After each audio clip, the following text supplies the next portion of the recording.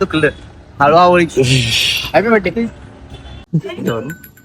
डीमार्ट मध्ये आलोय. काय चाललंय? मुश्किल अशकों को छुपाना लगता है.